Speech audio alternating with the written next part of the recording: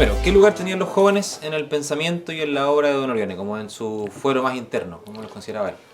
Bien, pues saber de que don Orión empieza la congregación teniendo 21 años y hoy 21 años joven. En ese tiempo no era joven, pues era adulto. Él empieza con un colegio, primero aceptando a un niño que echaron de la catequesis.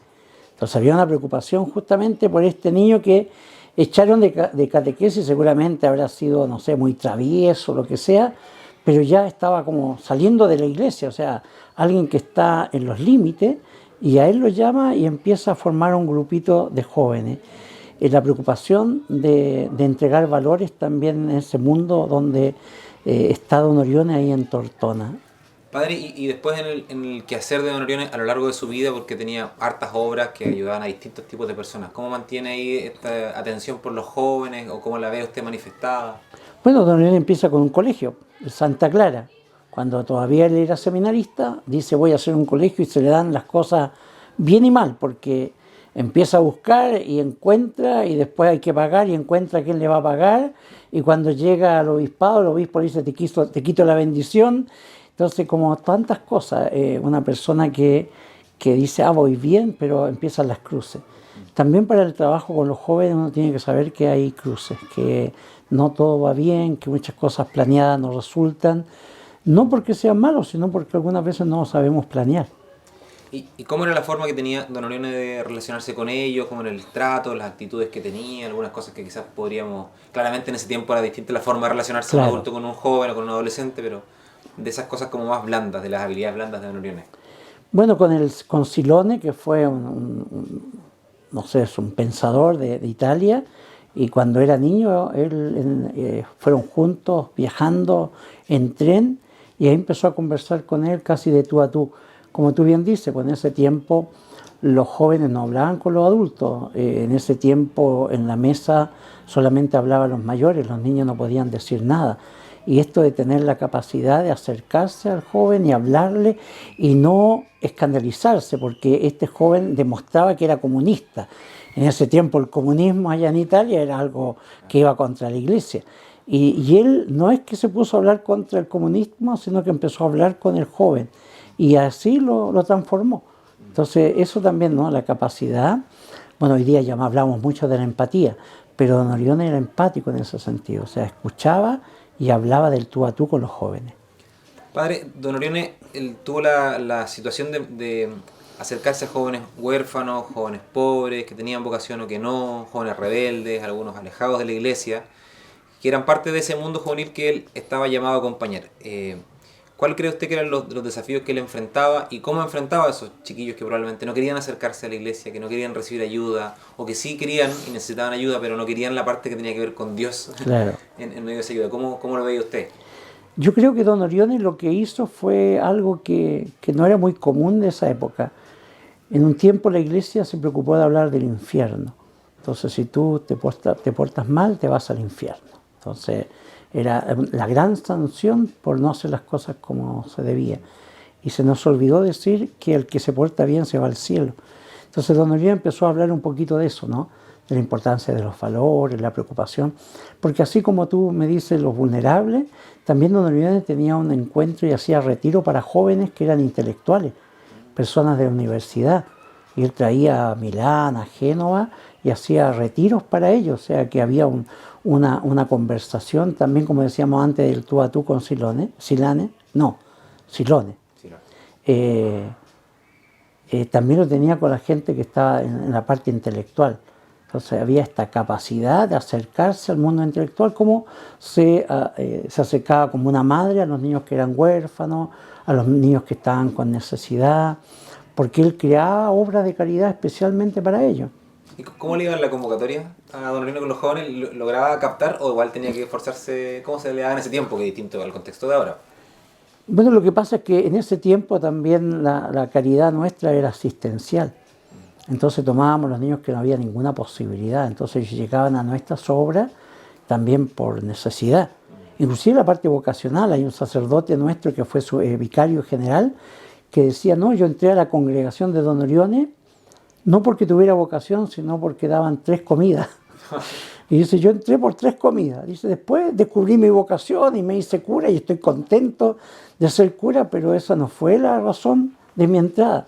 Bueno, en ese tiempo también pues había otra forma de trabajar. El don Orione buscó el método cristiano paterno, pero en la paternidad verdadera, en la preocupación por el otro, no el permisivismo que hoy día existe en el mundo, sino más bien clarificar los valores. Y tenía hartos jóvenes. O sea, de hecho, los seminaristas eran muchos en ese tiempo. Padre, ya que mencionó lo del método cristiano paterno, o si, una explicación como si tuviera que grabar un TikTok, un video cortito para gente que no ha escuchado nunca el concepto o no tiene claro cuáles son los pilares o las ideas fuerzas de ese concepto, de esa metodología. Bueno, justamente paterno, pero en el tiempo de don Orione, pues, donde los padres en verdad guiaban a los hijos y ellos entregaban los valores, entendiéndose que en ese tiempo no había internet, no había radio, los diarios eran pocos, por lo tanto todo lo que se llegaba a los jóvenes era a través de los padres.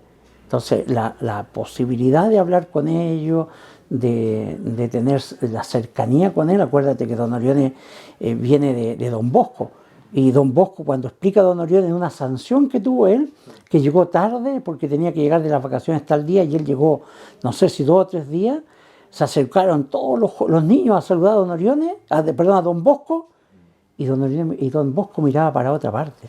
Dice que fue una sanción más grande. O sea, no lo retó, no le dijo por qué llegaste tarde, ni cuestión parecida, sino que simplemente, entre comillas, lo ignoró para que se diera cuenta que lo que había hecho no estaba bien. Entonces había que buscar fórmulas justamente para demostrar que hay cosas que hay que hacer bien. Mire, padre, pasémonos a lo actual, porque lo interesante de poder revisar lo que hizo don Orione con los jóvenes es cómo podemos hacer una actualización carismática, de tomar esos principios, esa idea. Entonces, primero en el diagnóstico, ¿usted cuál cree que son los desafíos que nos encontramos hoy día o cuáles son los principales obstáculos cuando nos acercamos al mundo juvenil? Sobre todo porque usted ha trabajado harto con jóvenes, entonces tiene experiencia de primera fuente. Bien, yo lo que veo a nivel general que los jóvenes están para los conceptos de iglesia muy cerca de los antivalores. Lo que es la relación, la afectividad, son cosas que entre comillas no están cercanos a los que entregamos nosotros como iglesia. Pero se puede lograr. Una de las cosas que hay que hacer, no es que yo digo lo que dice yo más bien, no es que lo que hay que hacer, exageré, es buscar un grupo de jóvenes y que ellos busquen otros jóvenes. Porque claro, yo tengo 63 años, entonces ya soy viejo. Entonces si yo voy a hablar, por ejemplo, de la castidad o de la relación de pololeo que tiene que ser fiel, esto es así, claro, este viejo se le ocurre. Cuando nosotros hacíamos encuentros allá en Los Ángeles con el periodo motivador, son los jóvenes los que dan testimonio y ellos dan los temas. Entonces que un chiquillo que va a la discoteca, un chiquillo que toma cerveza, les vaya a decir que no hay que exagerar, que hay que tener una vida un poco más cerca de Dios, es mucho más, tiene más fuerza que venga una persona mayor y te diga, no, mira, pórtate bien. No, o sea, el joven de alguna forma está demostrando que se puede portar bien, que la puede pasar bien y que puede ser católico. Y además de las dificultades como de carácter moral, si se quiere, como doctrinal. ¿Qué otras dificultades ve que enfrentamos y que nos hacen que nos cueste convocar chiquillos o que participen de nuestras actividades? Bueno, yo me he dado cuenta, no con yo digo los míos, los que estaban en mi parroquia, sino a nivel general. Yo di clase en la universidad y uno de los problemas que existían era la relación entre alumno y profesor. Porque el alumno y profesor es una relación parecida entre el hijo y el padre, y hoy día no hay relación entre el hijo y el padre. Entonces los jóvenes algunas veces maltratan a los papás y los papás no saben qué hacer. Y entonces tratan de hacer lo mismo en la universidad. Entonces tienen chiquillos contestatarios a la mala. ¿Por qué? Porque en la casa pegan un grito, golpean la puerta y se van. Pero tú decís, no, porque acá estamos en la universidad y tú tienes que traer el trabajo a tal fecha en otro. Entonces eso veo que cuesta mucho que nosotros sigamos manteniendo las fórmulas que antes teníamos cuando se respetaban en la casa los papás y que ahora no existe. Por ejemplo, yo estaba pensando hoy día, yo en mi casa nunca dije un garabato, pero en mi casa tampoco escuché que mis papás dijeran garabato. Y hoy día uno ve que la mamá le manda un garabato de los fuertes al hijo y el hijo devuelve con otro parecido. Entonces eso nosotros tenemos que aprender no a hacer eso, sino más bien a entender cómo conversar con los chiquillos sin espantarlos porque algunas veces sale una grosería. Padre, y pasándonos a lo pastoral, las estrategias pastorales prácticas, eh, qué acciones concretas cree usted que podríamos promover como familia carismática en general? No estoy diciendo que esta sea la actividad que hay que hacer, pero porque claro, esto que usted mencionaba de encontrar a los jóvenes correctos para que ellos convoquen a otros jóvenes, tenemos esta dificultad de cómo encontramos a esos jóvenes correctos. ¿Qué acciones cree usted que podemos hacer de las que usted vio, o de las que usted mismo patrocinó o hizo? Bueno, hay jóvenes que tienen buena voluntad y jóvenes que están en la iglesia. O sea, no es que todos los jóvenes están fuera. Cuando uno habla y generaliza, hace una cosa mala. O sea, decir, todos los chiquillos son irresponsables. Todos, no. O sea, yo diciendo, Sebastián, en mi parroquia anterior, yo le decía a la gente, decimos que los chiquillos son malos, pero aquí de los monaguillos hay uno que es médico, hay otro que es profesor de matemáticas, hay otro que es ingeniero. Ahí adelante está la Fernanda, que es terapeuta, y la otra Fernanda, que es kinesiólogo, la Daniela, que es psicóloga, y así, le podía ir decir un montón, chiquillos que están bien, que no es que, no, están en la droga, no, estos chiquillos no están en la droga. A eso es lo que buscamos para que busquen otro. Y ellos son las que atraen a otro. Entonces, la labor nuestra no es venir a buscar al grupo, sino que buscar a estos que saben moverse, pero darle un espacio. Y los espacios tenemos que darlos. Nosotros algunas veces somos muy a la antigua. O sea, en mi parroquia. No, en mi parroquia se cierran las puertas a las 7 porque yo tengo que ir a cenar. No, pues. O sea, si los chiquillos llegan a las 8, tienes que quedarte a las 8 y no estar siempre con ellos. Tú tienes que ir a dar una vuelta, conversar. Los chiquillos se sienten queridos. Tú conversas con ellos, dejas espacios abiertos, pero después son ellos los que trabajan en sí. Entonces, eso es buscar ¿cómo se llama? La bisagra entre el pastor y los jóvenes. Y ahí están estos chiquillos que hacen una labor grandísima. Padre, y como idea ya de un poco de cierre, ¿qué actitudes quizás blandas o qué formas de acercarse podrían tener los agentes pastorales? Porque probablemente, claro, cuando un sacerdote o un religioso se acerca con los chiquillos, la actitud de ellos es distinta a cuando es un animador, un coordinador, la persona a cargo de abrir y cerrar la capilla. ¿Qué recomendaciones prácticas les podríamos dar a ellos que a veces no saben cómo enfrentar a estos jóvenes que no quieren ir o que van poquito, que justamente no les gustan los horarios que la comunidad propone? ¿Qué cosas podría recomendarle usted a ellos en lo práctico? Mira, yo tengo que ahí ser imitador del Papa Francisco. Él dice que la iglesia es para todos, todos, todos. O sea, cuando nosotros empezamos con el discurso moral, hacemos mal. Cuando pensamos que todo es sexualidad, hacemos mal. Lo que tenemos que hacer es escuchar a los chiquillos.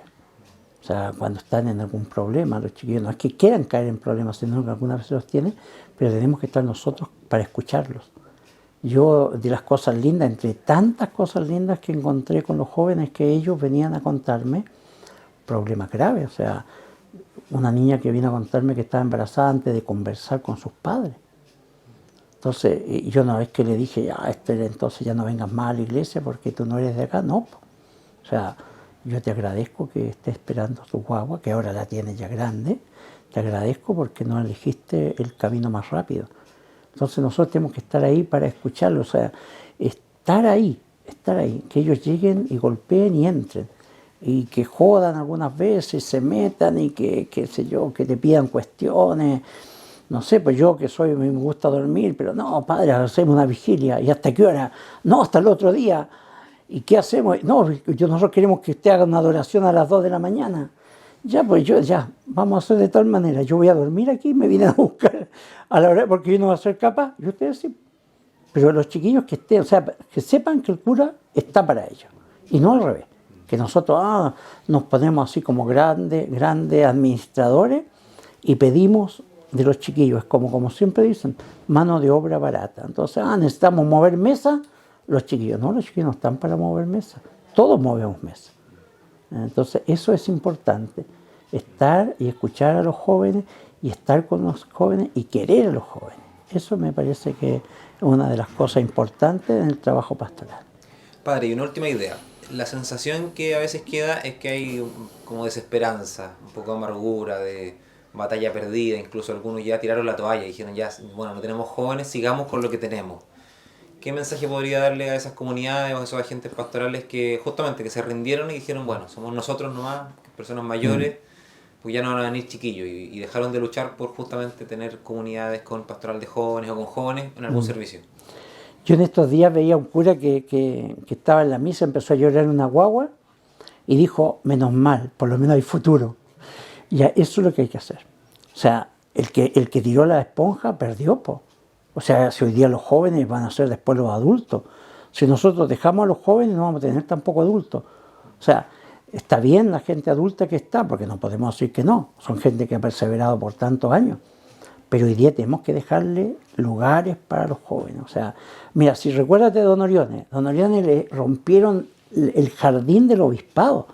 O sea, cuando antes se preocupaba, había una señora que se preocupaba de cada una de las plantas, le rompieron el jardín y él estuvo con ellos. A nosotros nos quebran algo y ya les decimos ya váyanse. Un cura de los nuestros, no voy a decir el nombre, le dijo a los jóvenes váyanse porque ustedes meten mucha bulla. Y demoramos casi 15 años en que volvieran los jóvenes. ¿Por qué? Porque como te decía anteriormente, llegaba un joven y no veía a otro joven y se iba. Entonces nosotros tenemos que tener también paciencia. ¿Ya? Y en esto de la sinodalidad, que estamos trabajando juntos. O sea, cuando pensemos que solamente el cura es el que hace las cosas ahí, nos equivocamos. Y tenemos la obligación de decir al padre, padre, aquí hay algo malo. Usted no está haciendo sinodalidad. Y eso es lo que nos llama el Papa, a todos y a todos.